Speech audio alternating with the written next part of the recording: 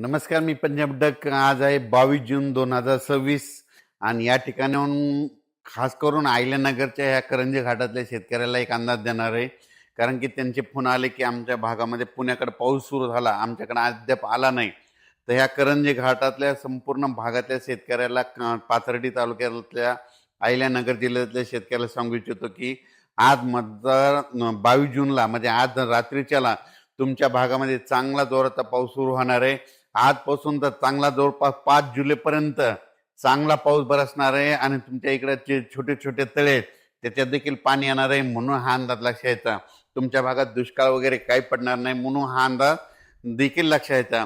पण राज्यातल्या सर्व शेतकऱ्याला सांगू इच्छितो की राज्यामध्ये पूर्व विदर्भ, पश्चिम विदर्भ, दक्षिण महाराष्ट्र, उत्तर महाराष्ट्र, कोकणपट्टी, खानदेश, मराठवाडा सर्व शेतकऱ्याला सांगू इच्छितो की आज 22 जून पासून मी म्हटलं होतं ना काल 21ला पाऊस सुरू होईल, तर 21ला पुणे, नाशिक, सातारा, बऱ्याच भागामध्ये मुंबई सगळीकडे पाऊस सुरू झाला.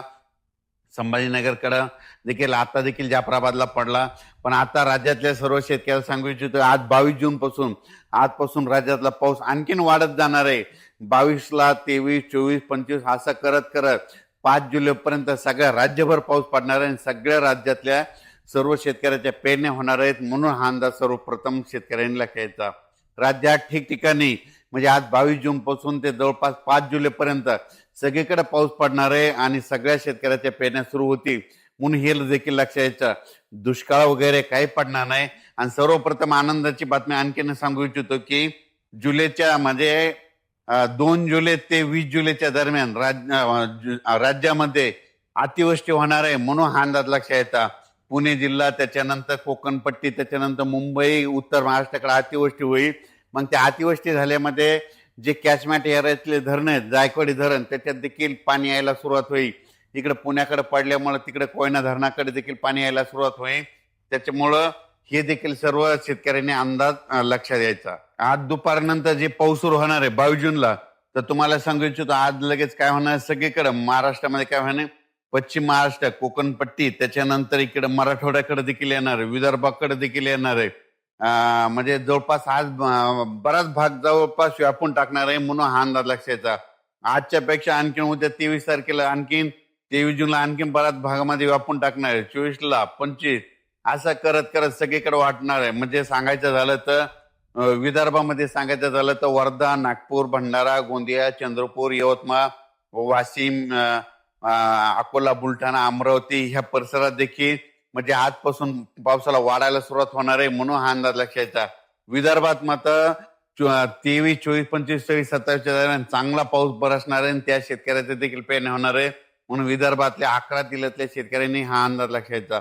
मराठवाड्यात देखील आज बऱ्याच भागामध्ये म्हणजे परभणी जिल्हा, लातूर जिल्हा, बीड जिल्हा, धाराशिव जिल्हा, जालना जिल्हा, संभाजीनगर आज देखील बऱ्याच भागामध्ये पाऊस दाखल होईल. पण उद्या त्याला आणखीन ह्या 5-7 दिवसामध्ये मात्र सगळीकडे दाखल होऊन मराठवाड्यातल्या देखील शेतकऱ्याच्या पेरण्या सुरू होतील. म्हणून हा अंदाज सर्व शेतकऱ्यांनी लक्षात घ्यायचा. त्याच्यानंतर सातारा जिल्हा, सांगली जिल्हा, सोलापूर, कोल्हापूर तिकडे तर कालच पाऊस सुरू झाला, पण तिकडे आज देखील बराच भाग कव्हर होणार आहे. आणखीन 10 दिवसामध्ये तिकडेच देखील सगळीकडे पाऊस पडेल आणि त्या भागातील देखील शेतकऱ्याच्या पेरण्या लागू होतील. म्हणून हे लक्षात घ्यायचं.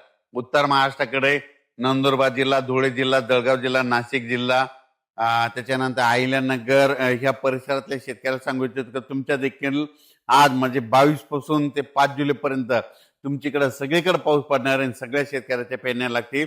म्हणून हा अंदाज लक्षात घ्यायचा. शेतकऱ्याला विनंती, शेतामध्ये पाऊस पडल्याच्या नंतर जमिनीमध्ये ईदभर ओल गेली तर तुम्ही कधी पेरणी करू शकता. म्हणून हा अंदाज लक्षात घ्यायचा. 4-6 बोटावर जर ओल केली तर तुमच्या पेरणी खराब होते. त्याच्यामुळे 4-6 बोट पेरणी करू नये.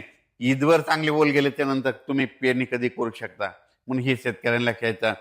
पण राज्यात मात्र आजपासून परत जास्त पाऊस वाढायला सुरुवात होणार आहे. दुष्काळ वगैरे काही पडणार नाही. परत एकदा सांगतो, जूनमध्ये यावर्षी मी म्हटलं तर कमी पाऊस राहणार, जुलैमध्ये जास्त, ऑगस्टला कमी आणि सप्टेंबर, ऑक्टोबर परतीचा पाऊस धुमाकूळ घालणार आहे. म्हणून हे अंदाज देखील लक्षात घ्यायचा.